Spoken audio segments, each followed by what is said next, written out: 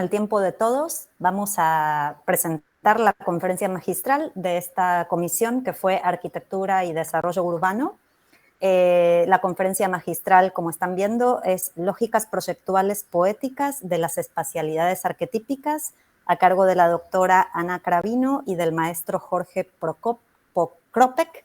Y les voy a primero presentar un poquito de quiénes son. La doctora Ana Cravino es doctora por la FADU, la Universidad de Buenos Aires, es arquitecta por la Universidad de Morón, es profesora superior universitaria en la Universidad de Morón, magíster en gestión de proyectos educativos en el KS, docente de la Universidad de Buenos Aires, docente de la Universidad de Palermo, del ITBA y profesora invitada de universidades de México, Colombia y Ecuador.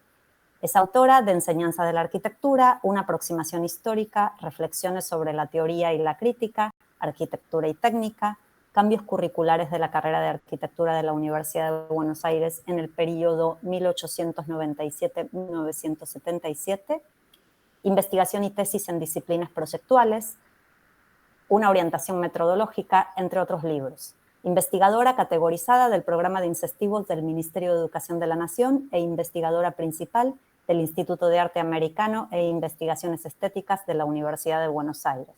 Miembro de la Comisión Académica de la Maestría en Historia y Crítica de la Arquitectura, el Diseño y el Urbanismo de la FADU, Universidad de Buenos Aires, y del Comité Académico del Doctorado en Diseño en la Universidad de Palermo. El maestro Jorge Pokropek es arquitecto por la Universidad de Morón, con el plan de 7 años, con tesis calificada con 10 puntos. Cursó la especialización Maestría en Diseño Arquitectónico y Urbano de la Facultad de Arquitectura, Diseño y Urbanismo de la Universidad de Buenos Aires. Realizó el posgrado de Planificación Urbana y Territorial e Investigación en Pueblos en Vías de Desarrollo de la Universidad de Morón. Es especialista principal en Lógica y Técnica de la Forma de la Facultad de Arquitectura, Diseño y Urbanismo de la Universidad de Buenos Aires. Magíster en Lógica y Técnica de la Forma de la Facultad de Arquitectura, Diseño y Urbanismo de la Universidad de Buenos Aires.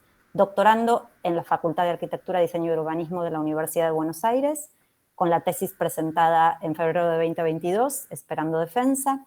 Profesor adjunto regular de Sistemas de Representación Geométrica, Morfología Arquitectónica y Morfología Urbana en la Facultad de Arquitectura, Diseño y Urbanismo de la Universidad de Buenos Aires. Profesor adjunto de Morfología 2 de la Universidad Nacional de Moreno. Profesor titular de la especialidad en Lógica y Técnica de la Forma de la FADU, Buenos Aires, Universidad de Buenos Aires. Profesor del Seminario de Morfología en el Doctorado de Diseño de la Universidad de Palermo. Profesor de Maestría en la Universidad del Azuay, en Ecuador. Ex profesor asociado a cargo de Diseño en la Universidad de Morón. Es profesor adjunto de Arquitectura 3 y Arquitectura 4 de la Universidad de Morón.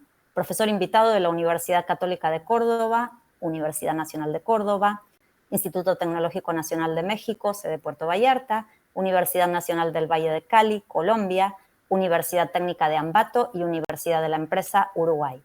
Autor de libros La especialidad arquitectónica, coautor del libro Merodeando la forma, autor de numerosas publicaciones en revistas de la especialidad, investigador en la Universidad de Palermo, evaluador de tesis de maestría en la Universidad de Palermo, referato de la revista ARIA, FADU-UBA, referato de la revista Pensum, FAUD-UNC, miembro de la Sociedad de Estudios Morfológicos de Argentina, SEMA, y miembro del Instituto de Espacialidad Humana, FADU-UBA.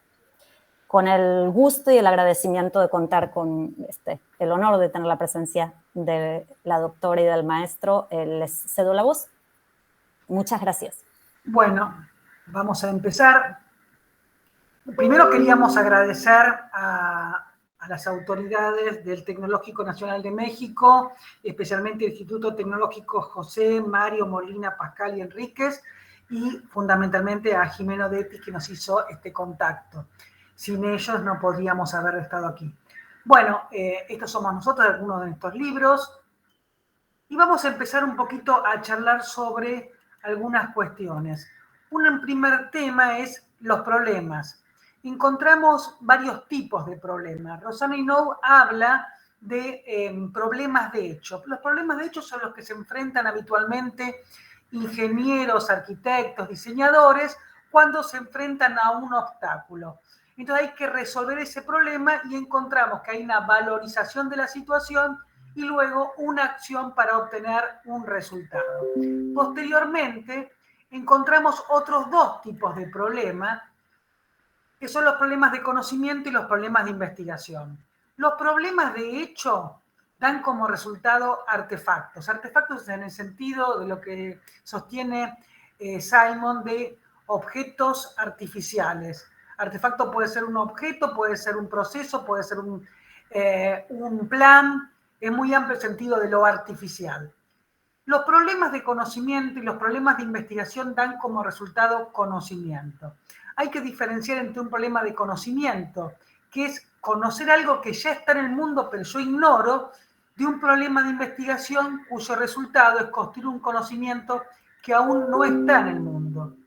Freiling plantea que hay tres formas de investigación en el proyecto. Investigar para el proyecto, cuyo resultado daría un problema de conocimiento, o sea, alguien tiene que resolver un proyecto y se pone a investigar un material, una tecnología, un código, es un problema de conocimiento. E investigar sobre el proyecto e investigar a través del proyecto. Investigar sobre el proyecto es, por ejemplo, una investigación histórica sobre la historia del diseño, la historia de la arquitectura. Investigar a través del proyecto es hacer proyectos y estos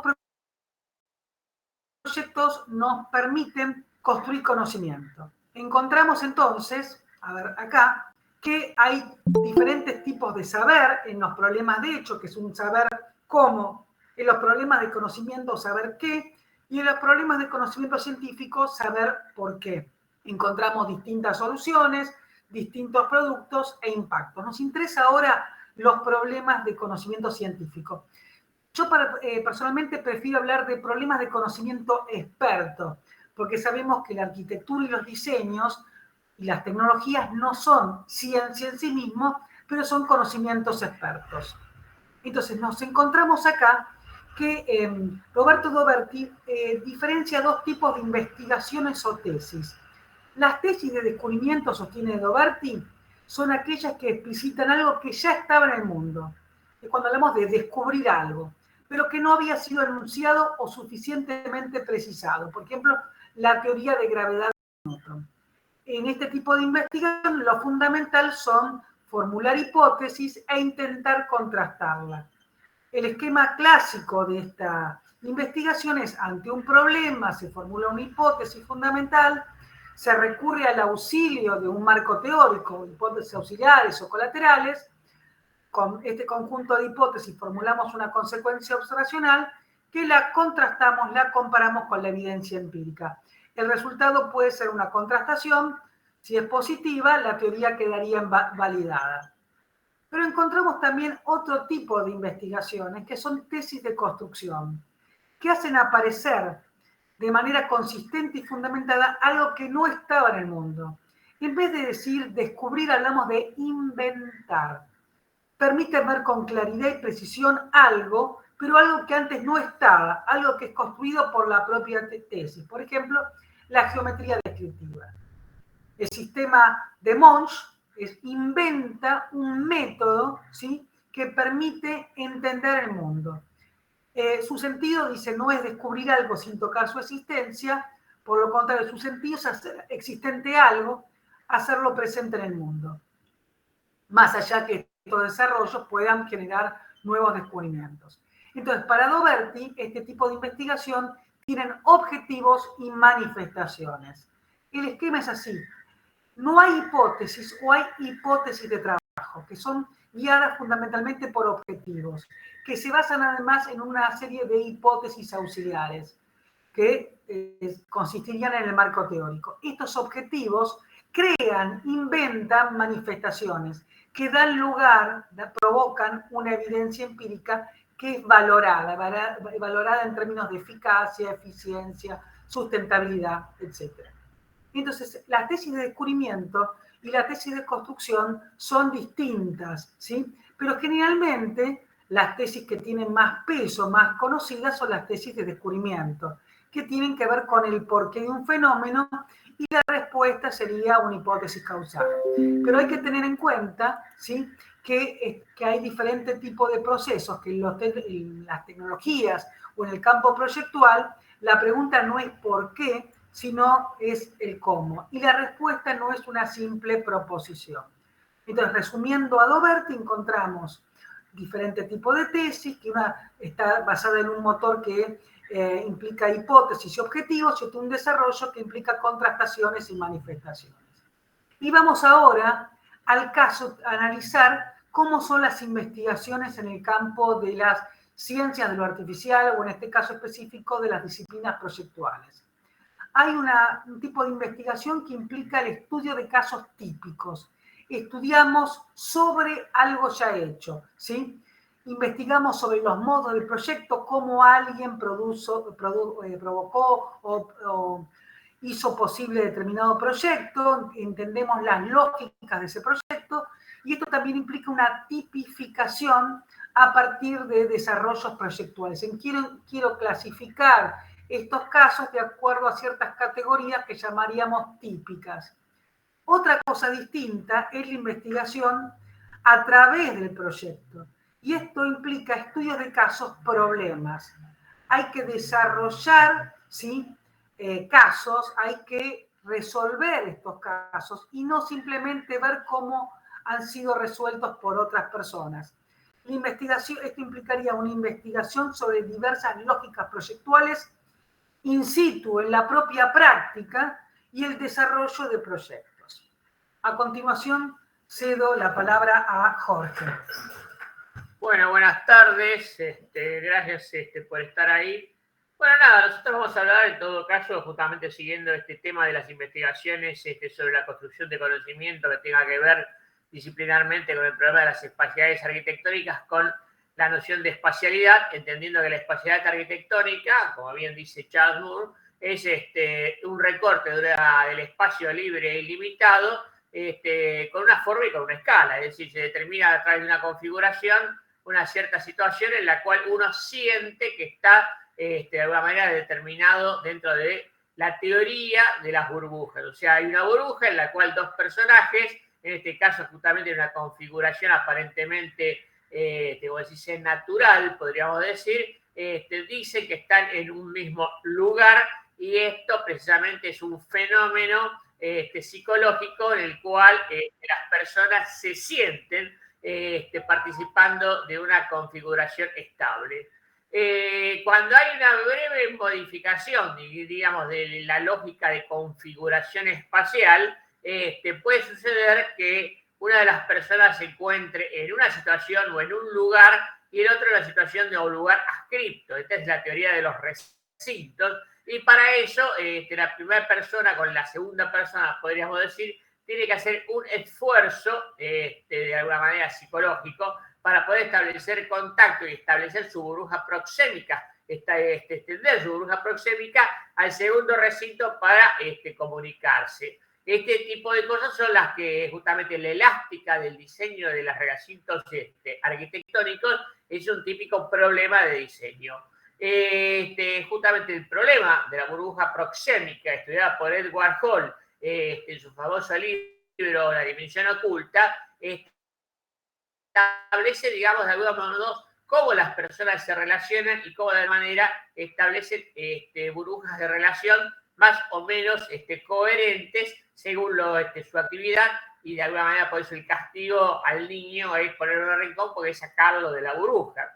El asunto de, digamos, en tratar de lograr una relación empática entre la burbuja arquitectónica y la burbuja proxémica es que de alguna manera el arquitecto sepa compatibilizar en el diseño ambas burbujas. En algunos ejemplos que damos acá, que sacamos de nuestro maestro Héctor Federico Rath, justamente lo que vemos es cómo de alguna manera la forma arquitectónica establece de modo adecuado esta capacidad de producir recintos o configuraciones espaciales que deslindan una afuera de una adentro según ciertas características, y que evidentemente la articulación a veces de la envolvente puede puede ser muy variable, pero que siempre determina ciertas situaciones que deslindan el interior del exterior con mayor o menor eficacia conceptual. Lo que interesa, por ejemplo, en esta situación, es darse cuenta, en este caso es un sistema de elementos laminares cóncavo-convexos, podríamos decir, según el enfoque, es que uno acá, desde esta perspectiva aérea, sospecha que el individuo está, fenomenológicamente hablando, dentro de lo que es un sistema de láminas o placas curvas. Pero la percepción del individuo podría llegar a digamos, sospechar que en realidad está dentro dentro de una organización espacial configurada por volúmenes básicamente cilíndricos. Con lo cual, siempre está el tema de, tensión dialéctica entre lo que es verdaderamente la configuración de los elementos que determinan el espacio y la percepción fenomenológica sensible de esa situación espacial. Desde afuera, como vemos que como decís, son elementos laminares que tienen una cierta espesor delgado, sabemos que son placas y cuando entramos adentro, porque hay una memoria ocurrencial y una memoria rítmica, es decir, de Breyer, sabemos entonces que en realidad no estamos entre figuras plásticas o volúmenes, sino entre elementos laminares. Igual la situación de recinto es como muy débil. Si yo quiero configurar realmente y enseñar a proyectar una espacialidad arquitectónica basada en la noción de recinto, como situación espacial arquetípica, diríamos, lo que tengo que hacer es envolver de alguna manera esta especie de burbuja en la cual habitamos o tendemos a habitar, y para eso los elementos laminares de alguna manera ceden su protagonismo configurativo al configurado, es decir, un recinto tiene mayor pregnancia o inteligibilidad configurativa, conceptual, que el sistema configurante. En este caso, justamente, la fuerza del círculo del piso, del círculo interior, del foco y de los elementos que de alguna manera acompañan o acarician la burbuja hacen que uno vea perceptualmente el recinto. En cambio, si yo tengo que pensar en el opuesto categórico, aquello que de alguna manera se opone conceptualmente a este tipo de espacialidad y propone otra espacialidad, tenemos la situación en la cual nosotros caminamos, ¿no? Entre figuras plásticas. En lugar de estar dentro de estructuras recintuales, que es lo más habitual en la cultura arquitectónica tradicional, acá lo que hacemos es sentirnos que estamos deambulando o ambulando, según sea el caso, entre figuras plásticas, entre volúmenes aparentemente macizos, y para eso lo que se empieza a dibujar son justamente una especie de objetos con forma casi, diríamos, de roca.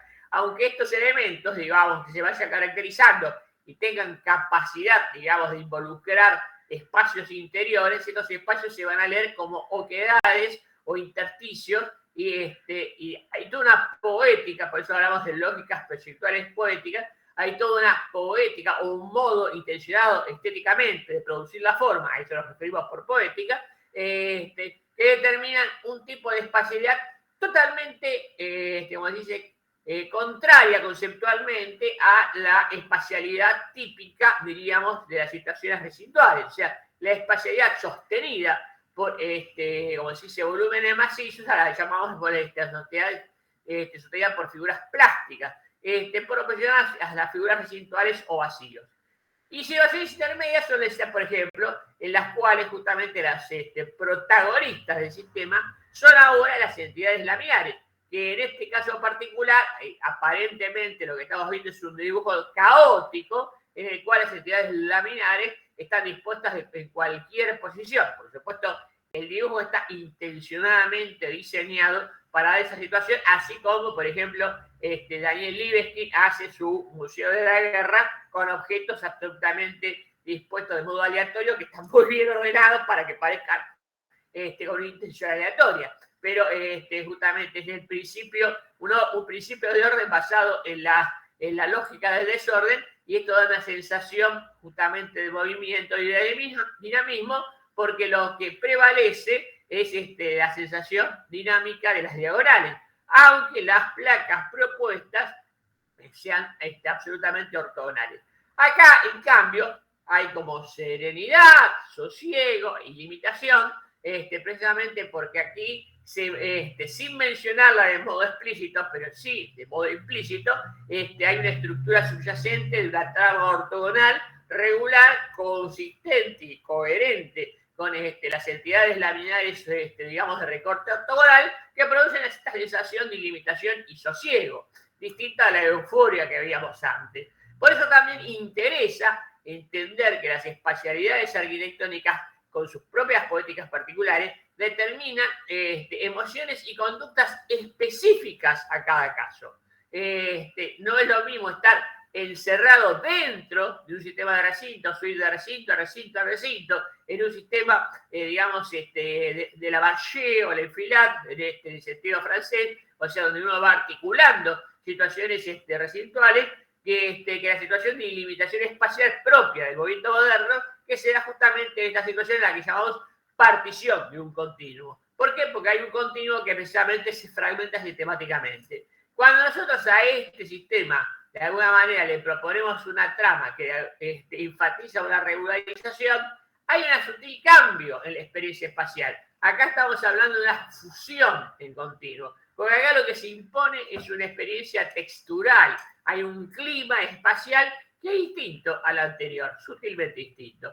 Y bueno, dentro de los ejemplos que a veces habitualmente dejamos a nuestros estudiantes, está, por ejemplo, que una misma situación en el orden prosaico utilitario, digamos, o sea, por ejemplo, la habitación para reunir, como se dice, el lobby de un hotel, hace que se pueda diseñar en varias poéticas distintas, siempre con los mismos, digamos, tamaños físicos, con la misma escala humana, pero con distintos lenguajes en el sentido de configurar espacialidades con distintas lógicas. Desde justamente el énfasis tradicional de las situaciones recintuales, pasando por el énfasis en las figuras plásticas, las particiones de continuo o las fusiones en continuo. Asumiendo estas 4 categorías espaciales básicas, a las que llamamos oportunamente los tipos configurativos espaciales básicos, y que más tarde nos dimos cuenta que en rigor estamos hablando de unas metatipologías, porque son tipologías arquitectónicas que están por arriba o antes, previamente al concepto de tipología tradicional, como si hemos desarrollado una serie, digamos, de mecanismos para poder estudiar el tema. Acá hay una foto de una maqueta en la cual justamente lo que se hace es tratar de establecer de un modo evidente cuáles son las distintas posibles modalidades de configuración del espacio arquitectónico, como se dice, oponiendo las categorías espaciales del sistema sostenido por recintos al sistema sostenido por volúmenes o figuras plásticas, y en el cual yo en uno estoy dentro, en el otro estoy entre y en el otro estoy en. O sea, en es la situación en la cual tengo la fusión de continuo y la partición de continuo, que son situaciones muy parecidas, y por eso conceptualmente en la tendencia entre el blanco y el gris, el blanco y el negro son grises, o sea, son cosas que están más cerca de ellas y son más difíciles de definir, pero tienen distinto carácter. Dentro, digamos, de estas investigaciones están artefactos pedagógicos, decimos nosotros, que han sido diseñados o pensados precisamente para poder explicar estos fenómenos y que tienen que ver con tratar de resumir visualmente, como investigación proyectual, de lo que se trata. Bueno, esta es la maqueta y el dibujo.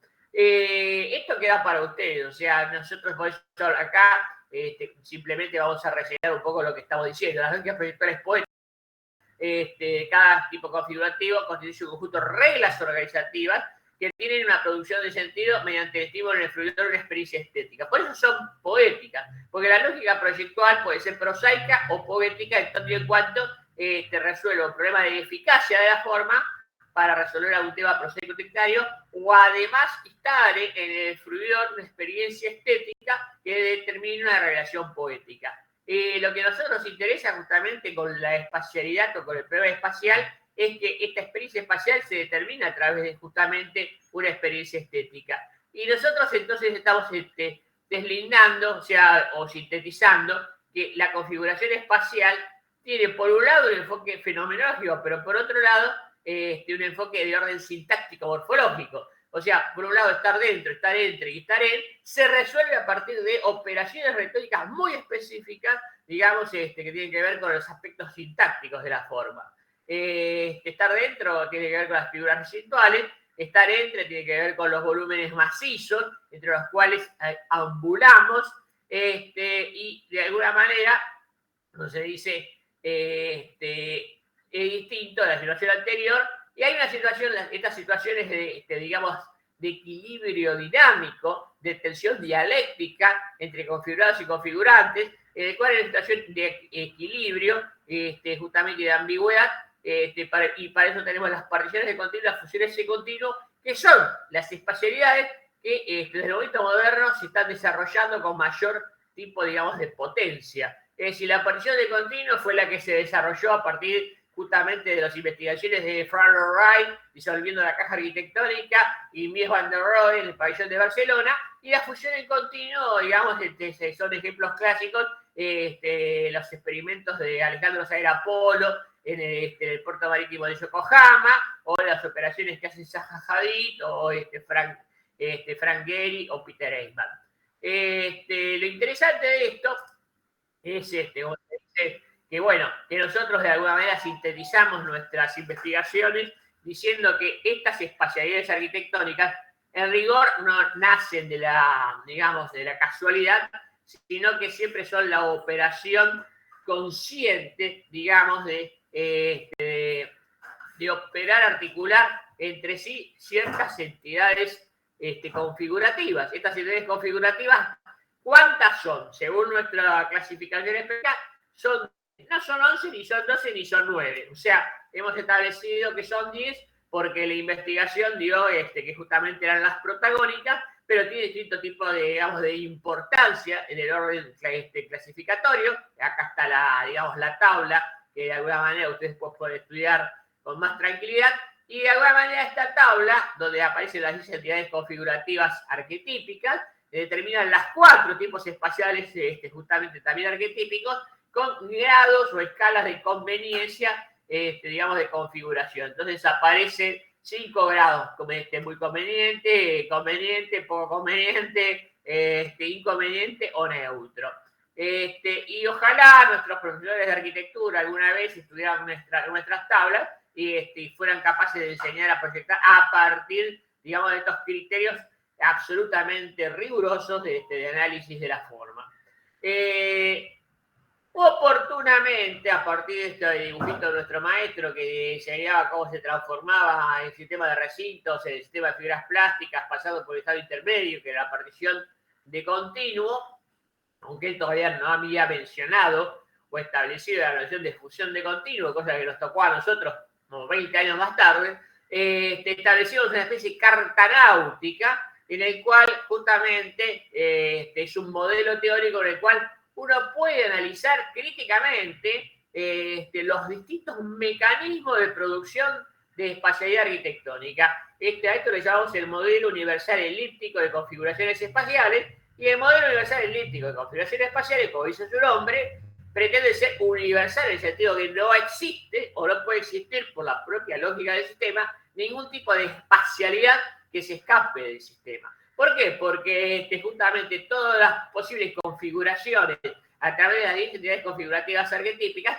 se dan o se tienen que dar dentro de estas lógicas, en las cuales desde el centro, que está vacío y que representa el espacio original que no está configurado y que es digamos, el horizonte limpio al mediodía en un salar blanco y sin sombras, por eso digo al mediodía, pasamos de lo homogéneo a lo heterogéneo en la periferia y vamos distanciando las figuras residuales de las figuras plásticas y separando menos las fusiones de continuo, las particiones de continuo, y en la latitud, en la longitud que va, digamos, de lo heterogéneo a lo homogéneo, podemos de alguna manera organizar la ubicación de todos los posibles, como se dice, elementos. Como investigación, y quizás esta investigación no le queda más remedio que comprometerse con ella, tuvimos que desarrollar todas las plantas, podríamos decir, las tipologías de plantas clásicas y de cortes clásicos o arquetípicos que pudieran ejemplificar el sistema para poder de alguna manera poblar esta especie de territorio. Habiendo inventado un territorio conceptual, ahora se trataba de conquistarlo y poder, digamos, enunciar en cada lugar qué es lo que había, teniendo en cuenta que hay dos ejes fundamentales en los cuales se sitúan, digamos, los elementos básicos. Hay 12 organizaciones arquetípicas o 12 tipos arquetípicos, digamos, de configuración espacial coherente, y después, por supuesto, hay otros que no son tan coherentes y que son híbridos o mestizos y que son la consecuencia de la transformación de un sistema en el otro, en el otro y en el otro. ¿Por qué es elíptico? Porque no queda otro remedio que hablar de una elipse en tanto y en cuanto es una transformación constante entre dos elementos que están muy separados entre sí y otros dos que están más juntos, pero que no tienen una transformación lineal, sino una transformación, diríamos, casi orgánica. Entonces, lo lógico o lo más coherente es la forma de la elipse. Y bueno, nada, la maqueta da cuenta de estas situaciones espaciales y, por supuesto, si uno después hace una colección sistemática de elementos visuales, por ejemplo, las distintas, como se dice, tipos de espacios diseñados por los grandes arquitectos que son y han sido, uno ve cómo ubica esto para la investigación posterior, ¿no? Dentro de las latitudes y las longitudes para poder entender cuáles son las lógicas de configuración de cada uno y entender cuál es su relación dialéctica. Y esto es interesante porque hay periodos históricos que a lo mejor abusan de ciertos territorios de la cartografía espacial y hay otros que no. Y otro tema de investigación que a nosotros nos pareció importante para contarles hoy en este breve tiempo que nos queda es el problema de la forma secuencial arquitectónica o la promenade o el paseo arquitectónico en el sentido que le daba Le Corbusier, pero más allá del Corbusier, como justamente forma secuencial arquitectónica o promenade narrativa. Y que tiene que ver con esta experiencia de Gordon Callan de la secuencia espacial urbana, pero fundamentalmente tiene que ver con el hecho de producir algún tipo, digamos, de relato con inicio, desarrollo y desenlace de una arquitectura intencionada poéticamente. Entonces, en ese sentido, esto se puede dar en cualquier de los 4 tipos espaciales básicos. Nosotros habíamos establecido una investigación proyectual, acá está, por ejemplo, que explicaba estos problemas, o Le Corbusier, habíamos establecido una investigación proyectual. Barragán, por ejemplo, hace un gradiente, digamos, muy interesante entre lo íntimo y lo público. O sea, el tema de la promenade narrativa está en todos los grandes arquitectos. En una casa que hemos diseñado como investigación proyectual, que representaba el mito de Sísifo o la experiencia del ciclo vital, la transformación del hombre a medida que avanza. Entonces, esta casa, de alguna manera, con esta extraña forma, justamente quería dar cuenta de la voluntad, digamos, de proponer una secuencia espacial interior y una secuencia espacial exterior en la envolvente, que hablara justamente del ciclo vital o del mito de Sísifo que levanta la piedra hasta en la montaña y después se vuelve a caer y que representa la condición humana en su tragicidad, digamos, constante de volver a empezar y volver a empezar. Y en ese sentido la casa era una especie de aventura espacial en la cual lo que se narraban de las distintas posibilidades justamente de, ¿cómo se dice?, de experiencias que mejoraban en algún sentido el hábito cotidiano y lo trascendían de lo prosaico utilitario a verdaderamente lo poético. A la casa se entraba por este extraño puente que de alguna manera esquivaba la entrada, o sea, era como que había una decisión lateral, si yo entro o no entra, porque estábamos en la época muy postmoderna en la que queríamos evitar los dogmatismos. La casa tiene una fuerte simetría especular en la diagonal, pero de frente no se nota, y uno entra por una especie de porche, justamente es una especie de primer útero materno, que se abre al mundo, y atravesando la puerta, digamos, viniendo primero por esta especie de situación de puente que, como se dice, que atraviesa un estanque lleno de agua, mística, el agua como origen de todas las cosas, enfrenta el eje diagonal de la casa y entiende o accede a un lugar desde el cual se bifurcan de alguna manera múltiples caminos y se produce lo que se llama la encrucijada. O sea, hay una situación en la cual uno tiene que tomar decisiones y ser libre. Entonces uno puede ir hacia el fondo o ir hacia los costados, a izquierda o a la derecha, subir, bajar, como se dice, o avanzar. Estas eran las imágenes que de alguna manera tengan que ver con esta situación ambigua, digamos, de la entrada, que estaba guiada también por una especie de, digamos, de eje construido con pequeñas piedritas que hacían ruido cuando uno las pisaba, y las dos escaleras simétricas, que son escaleras pero no son escaleras en el sentido que aluden justamente a la condición de paralelepípedos de transformación y evitan la mención directa de su función prosaico-utilitaria para aludir a su función poética por el incremento de la autorreferencialidad sintáctica de las mismas. Lo que hacían era precisamente también rendir un homenaje a la biblioteca laurenciana de Miguel Ángel. Acá tenemos un caso en el cual se ve el lateral de la escalera muy bien iluminado y una extraña situación en que el techo también tiene una especie de escalera como si invertida, con lo cual la lógica de la escalera se convierte en una especie de poética de la transformación de los prismas. Y también es un homenaje a Peter Eyman y su casa número 4. La escalera del otro lado es igual, y el hecho de que sea blanca era muy interesante porque ponía muy nerviosos a otros clientes, diríamos, que no se animaban a pisarla. Uno penetra en la casa, llega justamente a esa especie de disco central que está en el eje compositivo debajo de una claraboya y ve la posibilidad de ir hacia el fondo o hacia los costados. Si uno avanza en esta especie de secuencia espacial y decide, como se dice, ir justamente hacia la columna central, que es la única columna, y que justamente es una especie retórica, porque la casa no necesitaba columnas, pero la columna lo que contaba era la voluntad del centro del cubo y el hecho de que era un único objeto sostén de algo que era una especie de cilindro que operaba, de placa cilíndrica o circular que operaba como isla. Entonces estaba la noción de acta sosteniendo el mundo y la metáfora del hombre que de alguna manera va hacia la luz, que está en el fondo, y busca precisamente un recorrido buscando el horizonte. A la izquierda, digamos, teníamos otro camino simétrico con el de la derecha, y si decidíamos ir desde la derecha, si miramos hacia arriba, lo que teníamos era justamente un sistema digamos, de oquedades en el piso que remitían al cielo y que con vidrios de alguna manera transitable. Acá están los niños del dueño de casa que no se han muerto todavía, porque el vidrio aguanta. Y como se dice, esto era especie de el eje de alguna manera espiritual de la casa, pero hacia arriba no se podía ir precisamente porque hay que morirse para poder ir en el eje vertical, y la idea era el tránsito humano, horizontal, de ascenso y descenso, como Sísifo.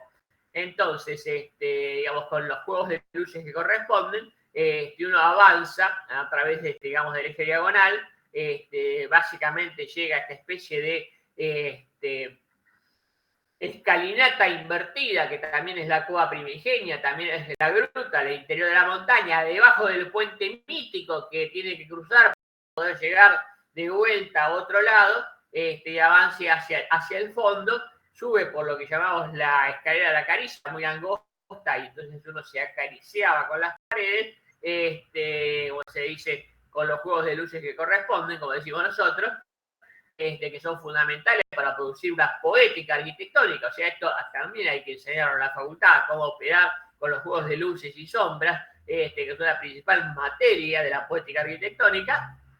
Y entonces establecíamos este movimiento a través de esta escalera para llegar, como se dice, a la parte de arriba de esta especie de plato, que era un lugar, un recinto aislado dentro de la casa, del cual se vislumbraba lo que pasaba alrededor, pero que representaba una primera parte en el inicio, desarrollo y desenlace de la narrativa para poder después elegir, tomar el puente, volver entonces al origen y encontrar de alguna manera otra vez, digamos, el lugar desde el cual habíamos partido, pero en una situación, digamos, de mayor comprensión del mundo. Acá esta foto es muy interesante porque es un momento del día en el cual justamente el sol, como las películas de la momia de Spielberg, atraviesa la ranura de la puerta y coincide exactamente con la ranura del eje, digamos, de simetría especular que va por debajo del puente y que determina la lógica compositiva de toda la casa. Y el rayo de luz, entonces, justamente al moverse, esta casa funciona como un reloj solar, muestra cómo pasa el tiempo y determina la tragicidad del deber nietzscheano, en el sentido que a medida que pasa el tiempo, yo no puedo estar perdiendo el tiempo haciendo tonterías, sino que tengo que tratar de usarlo responsablemente. Entonces hay como una especie de, digamos, de imposición ética, de una especie de propuesta estética a partir del uso del tiempo. Bueno, nada, llego a través del puente, digamos, a la situación lumínica del hall, y del hall veo otra vez todo lo que veía antes, y tiendo otra vez a decidir si tengo que ir a la izquierda o a la derecha, sigo siendo libre, puedo ir para arriba, veo de dónde vine y hacia dónde voy, y de alguna manera exacerbo o enfatizo la condición existencial del ser humano y la incertidumbre del ser humano sobre qué camino tiene que elegir. Por fin elijo un camino, decido, como se dice, que voy a tomar el camino de la izquierda, por ejemplo, subo la montaña de Sísifo, llego, como se dice, arriba a la cumbre, encuentro de alguna manera la claraboya central de la casa, veo que de alguna manera hay una especie de eterno retorno, porque la montaña tiene un clímax, pero después sube y baja, y cuando de alguna manera sigo caminando y atravieso el lugar central, como se dice, vuelvo al origen, vuelvo al lugar primigenio descendiendo esta escalera, y desde ahí no me queda otra que volver a subir. Gracias, eso es todo, amigos. Es un poco la explicación de qué es una lógica proyectal poética en función de las espacialidades. Quedamos abiertos para preguntas, dudas, inquietudes, comentarios. Esperemos haber cumplido el tiempo, hablamos rápido. Igual después, Jimena, mandamos el PDF con la presentación.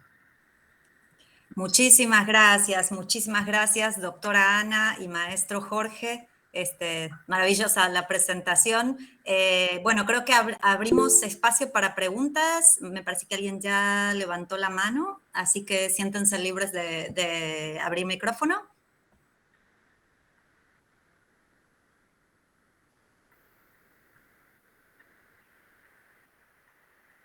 Había una manito. Sí, había una manito levantada. ¿Alguien tiene alguna pregunta, comentario para nuestros conferencistas? Podemos hablar más despacio, ¿eh?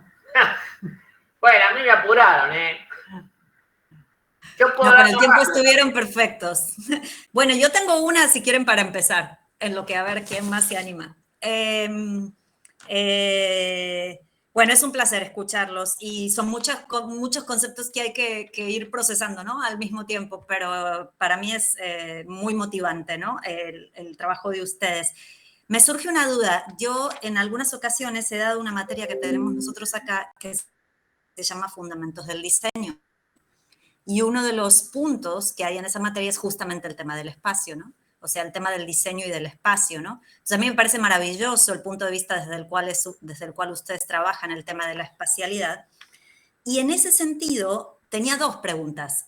Una, porque aparte de estos objetos que ustedes tienen, que son como maquetas, ¿no? Para enseñar, o sea, que son didácticos, a mí me gustaría preguntarles a ustedes, que además trabajan en universidades como con muchísimos alumnos, ¿cómo hacen o cuál sería el consejo para animar a los muchachos a que entiendan todas estas complejidades del espacio? O sea, ¿cómo es que percibimos por un lado al espacio y cómo es que diseñamos con el espacio? Porque con lo que yo me encuentro con los alumnos es que lo que cuesta es entender esto, ¿no? Entender la lógica espacial.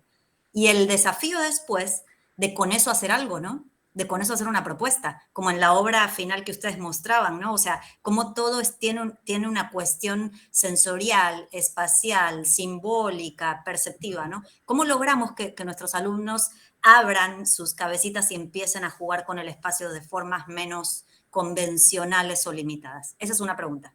Y la segunda... Bueno, yo durante años y años, sí, en grado y posgrado, pero fundamentalmente el problema era en grado, he tratado justamente de instrumentar el modo de enseñar la sistemática de producción poética de los distintos tipos de espacialidades.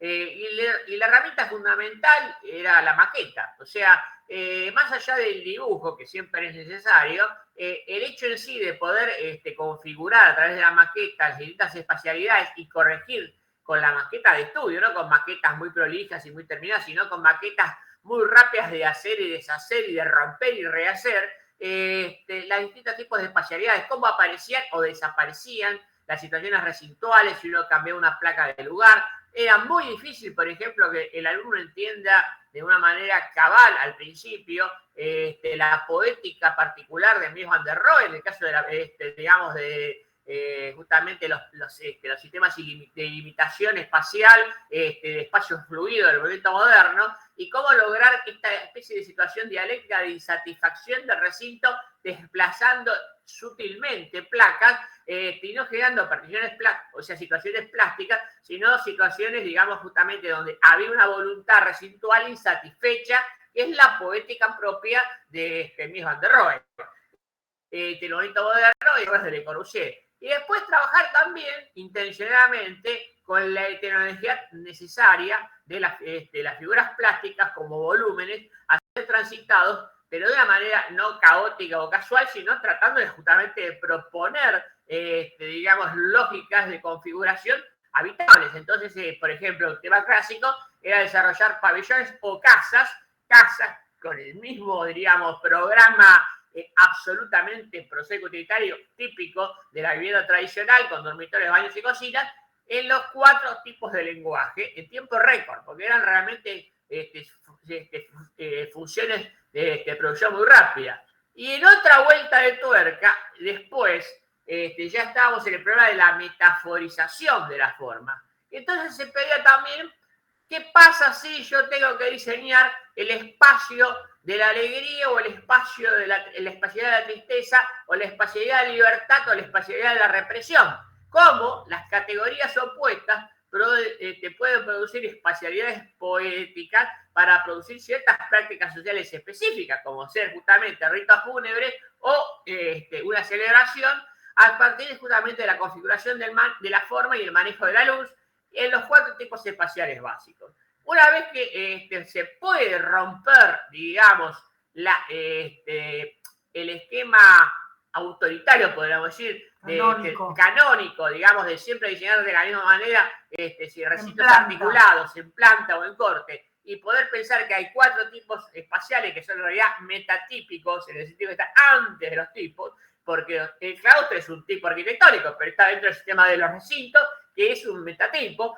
Una vez que uno consigue romper esa especie de pensamiento y abrir la cabeza, podríamos decir, o sea, la creatividad, a la posibilidad de entender que la espacialidad está de alguna manera estos 4 tipos que son como los 5 cuerpos platónicos, es decir, son 5 elementos o 4 elementos, pero son infinitas las variedades en el medio, en el gradiente de transformación, y son infinitas las posibilidades digamos, de híbridos o mestizajes entre ellas. Ahí está, de alguna manera, instalado el problema de la creatividad y el problema de buscar la coherencia interna de la forma, sin renunciar a justamente a la libertad creativa de poder establecer nuevos mecanismos de diseño que salgan del canon habitual y que renueven y transformen los lenguajes.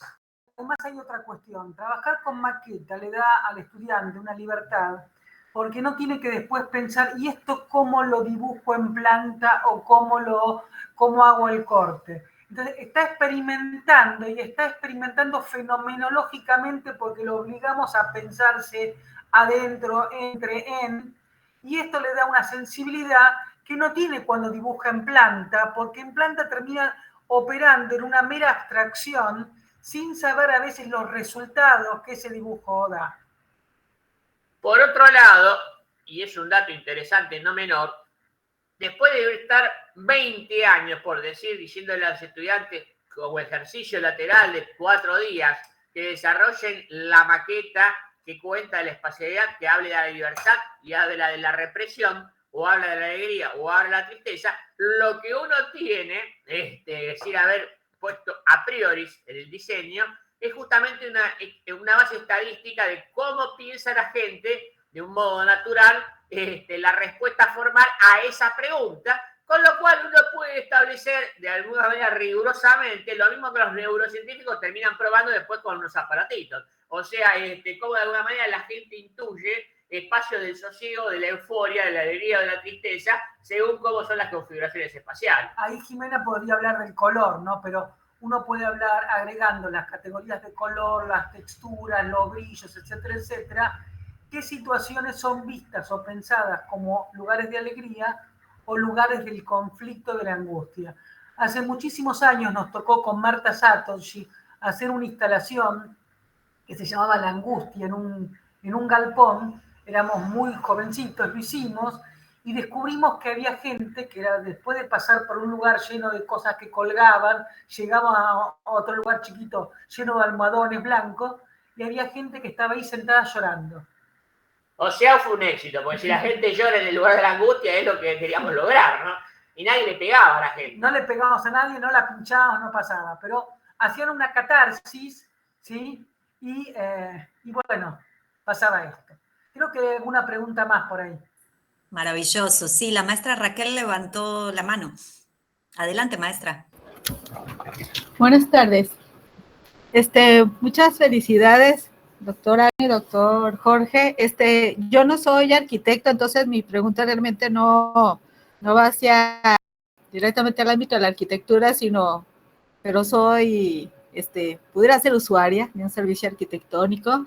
Entonces, cuando leí el título de su ponencia, me generó una expectativa y me llegó a recordar que cuando yo estudié Historia del Arte, hablábamos también de la arquitectura como una manifestación artística humana. Y realmente nosotros cuando estudiamos literatura hablamos de poesía, y la poesía también tiene una métrica, tiene una estética, tiene un diseño, tiene unas figuras literarias. Yo lo transporté cuando los oía en toda su ponencia, realmente detrás de un diseño arquitectónico hay toda una historia y toda una trama que debe de suscitar una serie de sentimientos porque es una manifestación humana. Entonces, como cualquier manifestación artística humana, va orientada a eso. Entonces, nunca había visto la arquitectura desde esa óptica. Y aparte me gustó mucho el equilibrio entre la historia que hay detrás de un diseño, utilizando en su caso las figuras arquitectónicas que usamos, así como en la poesía las figuras poéticas que se utilizan, y la funcionalidad. O sea, la buena distribución del espacio, cuenta una historia, tiene una estética, tiene un equilibrio y es funcional. Creo que es todo un reto y pues muchas felicidades y encantada por esa casa. La siguiente pregunta que quiero hacerle, por ejemplo, este diseño que nos presentan de este espacio que ustedes crearon, ¿tiene algún tipo de registro de propiedad intelectual o es libre? Solo eso. Pregunta rara. Bueno, nada, rigor, a ver, nosotros hemos desarrollado diversas investigaciones proyectuales en muchas de nuestras obras, pero concretamente esta era una casa particular para mi socio, que comillas no sabía llegar nunca nada, pero sabía hacer dinero, por eso era mi socio, entre otras cosas, y yo le enseñé la casa y nos parecía muy operativo justamente que la casa en ese momento fuera un manifiesto, pero por eso la estamos usando de alguna manera como elemento clave para ver si se da algún tipo de conferencias. En lo que respecta a una pregunta que doy flotando sobre qué era o cómo es el tema de la poética, yo quiero aclarar que en 40 minutos no puedo explicar que yo tengo una teoría doctoral oportunamente presentada que precisamente lo que hace es establecer una teoría del proyecto poético. Y yo lo llamo así porque deslindo entre el proyecto poético y el proyecto prosaico, que es el proyecto habitual. El proyecto poético es un proyecto que intenciona estéticamente la forma para producir, en la medida de lo posible, algún tipo de revelación poética a partir de la experiencia estética. Y esto tiene que ver, en todas las definiciones conceptuales de lo que es la noción de poética, con un modo de configurar precisamente la forma, siguiendo, como diría Roman Jakobson, lógicas rítmicas de paralelismo, digamos, que tiene que ver con lógicas rítmicas. Entonces, si es una lógica rítmico-configurativa y tengo principios de paralelismo y analogía, inevitablemente, con buena intención, diríamos, voy a producir una poética porque voy a producir un efecto de sentido que trasciende el discurso informativo o meramente narrativo, como se dice, para entrar justamente en una organización de las palabras conceptuales que uno emplea en arquitectura o en diseño gráfico, o en todos tipos de diseño, que de alguna manera se leen en términos poéticos porque esa estructura rítmico-metafórica determina justamente el estímulo de experiencias estéticas con emociones y conductas coherentes, y producen, en la medida, en la mejor de los casos, esta especie de revelación poética que es la transformación o renovación de lo dado. Generalmente, en este caso, en el caso particular de la arquitectura, es la renovación o transformación de las tipologías que venimos arrastrando, que son de alguna manera la síntesis conceptual de los mitos o relatos que constituyen nuestras prácticas sociales. O sea, nosotros entendemos la tipología no como una configuración formal, sino como la traducción, mediante esa configuración formal, del mito o relato subyacente de la práctica social, y eso es lo que hay que transformar. Creo que hay otra pregunta más. Sí, el arquitecto Rodrigo Tobar. Adelante, Rodrigo. Sí, muchas gracias, señora. Miren, yo tenía una inquietud en cuanto al proceso de diseño y el usuario, o sea, el proyectista y el usuario. O sea, ¿qué tan objetivo o subjetiva puede ser la cuestión de transmitir en el espacio lo que yo quiero transmitir? Esto desde el punto de vista tecnológico. O sea, y lo que significa para mí como proyectista, diseñador, es cuáles son las posibilidades de que haya un lenguaje más o menos universal o un lenguaje ya muy subjetivo que tenga que ver con una similitud en la cultura del usuario y el diseñador. No sé si estoy claro en la pregunta. A ver, hay cuestiones que son fenomenológicas. El ser humano habita en lugares. Pensemos en las películas de terror. En las películas de terror la gente se esconde abajo de la cama, busca recintos. Los recintos siempre nos dan una imagen de seguridad, de protección, útero materno, la caverna, lo que fuera. Hay lugares que nos generan inquietud, la ambigüedad, un sistema de placas donde hay una incertidumbre de dónde están los límites, nos moviliza y es dinámico porque nos impulsa a caminar e ir hacia adelante. Un túnel el famoso túnel que uno ve la luz al fondo, la gente camina hacia la luz, ¿sí? La gente tiende a subir las escaleras. Hay una serie de conductas que están, diríamos, tipificadas. Estar entre volúmenes muy macizos, inclinados, pesados, también nos dan cierta angustia, dan imágenes de que se van a caer, aunque estructuralmente sean sólidos. Entonces, hay situaciones que uno puede trabajar con la emocionalidad. La arquitectura académica, por ejemplo, trabajaba con grandes salones y construía baldaquinos dentro de los salones, porque nadie podía dormir en una cama en un ambiente de 8 metros por 8 metros. Entonces, la cama era un recinto dentro de un recinto. Entonces, había ya respuestas dadas cómo construir recintos dentro de recintos. Enclaves, situaciones para proteger la catedral, creo que es de México, y tiene una escala enorme, y hay pequeños rincones para que después de sentirse abrumado alguien pueda encontrar una escala humana. Bueno, siguiendo, a ver, también un poco la pregunta, si es que se entendió, también está el tema de que más allá de las 4 tipos espaciales, nosotros proponemos en términos sintácticos y fenomenológicos, la gran categoría opositiva de las espacialidades son las espacialidades, podríamos decir, sensuales, eróticas, hedonistas, diría mi amigo Nietzsche, dionisíacas, versus las espacialidades precisamente abstractas, apolíneas, justamente de orden metafísico, que son las que le gusta tanto a Campo Baeza o al amigo Tadao Ando. O sea, hay espacialidades para la espiritualización del ser y hay espacialidades para hacer el amor a los gritos, podríamos decir, y comer y copular. O sea, estas dos tendencias del ser humano, que son fundamentales en la condición, son modos distintos de diseñar. Y yo creo que un buen diseñador tiene que poder diseñar de las dos maneras y a lo mejor una buena casa, por decirlo de alguna manera, también tiene que tener esta especie de tensión dialéctica entre el momento espiritualizado en el cual uno se enfrenta al fantasma y a la dureza de la condición humana y la finitud del ser en el saber hacerse, y otra en la cual lo que quiere hacer es anestesiarse y gozar. Y entonces son distintos tipos de diseño con distintas lógicas de configuración, desde lo esquemático a lo farragoso, o sea, cambiando justamente todo el sistema de las categorías estructurales y texturales que determinan la espacialidad, que es una larga teoría de cómo configurar justamente el diseño interior y la espacialidad.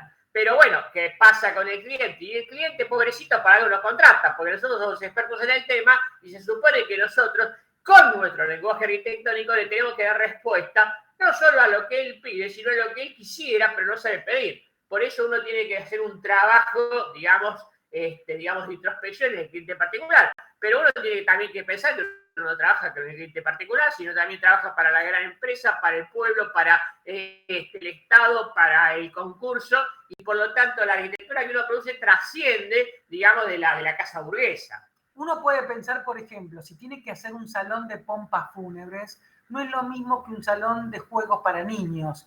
Si tiene que hacer un restaurante que es de comida al paso, donde el comerciante, que el dueño del restaurante quiere que la gente coma y se vaya, es distinto que un lugar romántico donde alguien invita a una persona para declarar su amor. Entonces, hay que saber también que hay situaciones que uno puede diseñarlas fenomenológicamente. Y eso es parte del conocimiento que uno tiene que tener como profesional. Y la experiencia que nos da la historia, ¿sí? Los casos, este estudio de casos, y proponer y empezar también a veces con ensayo y error, descubrir cuáles son las mejores situaciones.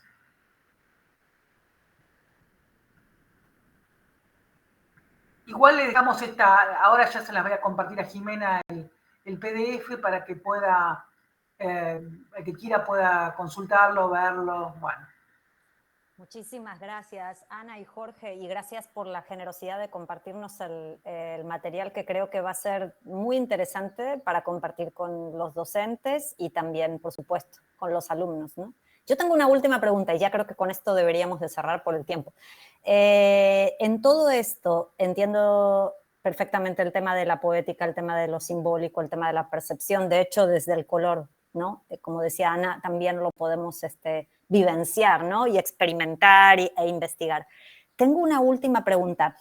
¿Qué pasa con la cultura? ¿Qué pasa con el papel cultural? Porque el tema, por ejemplo, del espacio arquitectónico, del espacio donde vivimos y nuestros contextos culturales, pues es como una inquietud, ¿no? Que tengo, o sea, ¿cómo vivimos los espacios, ¿no? Desde las diferentes culturas, entendiendo que hay cosas universales, como decía Ana, ¿no? O sea, lo que me hace sentir agobiada, lo que me puede hacer sentir incluso deprimida, pero la cultura también moldea estas percepciones, ¿no? Entonces, ¿qué opinan al respecto? Nosotros hablamos de dos tipos de significados. Hay significados que son comunes a todos los seres humanos, ¿sí? Que son de alguna manera inmanentes, y otros que son contingentes, que está dado con la cultura. También tenemos que tener en cuenta que la cultura es un fenómeno dinámico. Entonces, que muchas cosas que en un momento dado, no sé, la famosa mesa familiar, ¿sí? Donde se junta la familia, en Argentina la mesa familiar es la mesa para el asado en el quincho. La gente no come más en un comedor solemne, ¿sí? Entonces encontramos que la cultura es una forma, un medio donde aparecen entre los deseos y los resultados, aparece una cultura, se mediatiza. Entonces, del mismo modo que la vestimenta es una protección contra los rigores del clima y el pudor y la intimidad, la cultura hace que esa vestimenta adopte determinadas formas. Obviamente que hay culturas que tienen situaciones más incómodas, o sea, ponerse en el cuello las mujeres africanas para estirarse, no sé qué cosa, no debe ser muy, muy cómodo. Entonces, hay una cuestión también, por un lado, en el momento actual, de enfatizar las diferencias culturales, encontrar un valor importante en la identidad, y por otro lado, hay una atención a la universalidad. En estas tensiones nos manejamos, donde aparece, por ejemplo, alguien quiere hacer un diseño de interior y lo étnico, lo propio del lugar es un valor agregado muy interesante, y por otro lado, o en un hotel o en cualquier tipo de ambientación, y por otro lado también uno quiere ofrecer los beneficios de la cultura, que tenga un buen colchón, que tenga un buen baño. Entonces ahí se cruzan ambas cosas y hay que buscar los equilibrios, o sea, que la cultura tampoco sea una puesta en escena, una caricatura, ¿sí? Como decir, ir a un restaurante argentino y que aparezca alguien vestido de gaucho sirviendo la comida, esto es falso, o que estén bailando tango, no sé qué, todo el tiempo, eso es falso. Pero también es cierto que hay que reconocer y encontrar sensibilidades, ¿sí? Uno lee a García Márquez y García Márquez describe las casas diciendo que las casas en el trópico están durante el día cerradas, en sombra, y a la noche que corre el viento fresco se abre todo. Entonces, encontré que hay unas lógicas que tienen que ver con el clima, con la intimidad, con un montón de cosas que hay que respetar y conocer. Uno piensa Brasilia hecha con un corting wall, en un cortar y pegar en algún sentido mal hecho de edificios, cuando el brasileño es una persona extrovertida, con un clima cálido, que socializa en todo momento, y esos lugares encerrados quizás no eran los más adecuados. Entonces aparece una Brasilia por fuera de los límites de la planificación, más informal, pero más vívida, ¿no? Más espontánea. Sí, en síntesis, digamos, si yo sigo a Heidegger, que dice que el hombre debería habitar poéticamente el mundo, y habitar poéticamente el mundo, hay que estar en una comunión con las lógicas inherentes al mundo. Esto es una especie de necesidad espiritual humana universal. Ahora, específicamente, justamente, cada cultura va a determinar un modo más o menos lógico, en el cual yo voy a entrar en resonancia psicofísica y armónica con ese entorno, precisamente de las variables culturales que determinan cómo configurar mi entorno, digamos, de alguna manera armónicamente con la cultura a la que pertenezco, y que determina ese enfoque sobre el mundo. Por eso creo que siempre está la dialéctica entre lo universal, como se dice, y lo particular, y el saber hacer poético tiene que ver con un saber hacer capaz de resolver esta dialéctica. Se nos perdió la conexión. ¿Acá estamos? ¿Me escuchan? Estamos, porque se había perdido la conexión. Uno piensa en Barragán, la casa de Barragán con este gradiente de intimidad refleja, ¿sí?, con estos patios fragmentados, ¿sí?, una cultura que debe ser propia del mexicano, ¿no?, donde la vida familiar está muy resguardada del público del exterior. Muchísimas gracias. ¿Alguien tiene alguna pregunta más o creo que con esto ya vamos cerrando la participación? Si alguien quiere levantar la manito o poner algún comentario más en el chat. Bueno, volvemos a agradecer esta posibilidad y como siempre ofrecemos nuevamente cualquier duda y charla que quieran, ¿sí? Muchísimas gracias. Acá dice Jorge en vivo y en directo. Sí, también, ¿verdad? Volverlos a tener en México, los hemos tenido hace unos ya cuantos años, tuvimos la suerte de tenerlos en Puerto Vallarta, y la suerte es que ahora hay público de todos los tecnológicos, no solamente de Vallarta, de aquí de Jalisco, y bueno, están recibiendo un montón de aplausos. Entonces, bueno, en nombre del Instituto Tecnológico José Mario Molina, Pasquel y Enríquez, con todos sus campus, les damos un enorme agradecimiento por su tiempo y por la generosidad de compartir todo su conocimiento con nosotros. y esperamos verlos pronto. Muchas gracias. Muchas gracias a ustedes. Y muchas gracias a todos por quedarse y por participar. Bueno, hasta la próxima entonces. Hasta la próxima. Cuídense mucho. Gracias. Gracias a todos. Con esto concluimos la Comisión de Arquitectura y Desarrollo Urbano. Entiendo que va a haber un pequeño break y luego siguen las actividades de la tarde. Gracias. Entonces. Muchas gracias, buen provecho.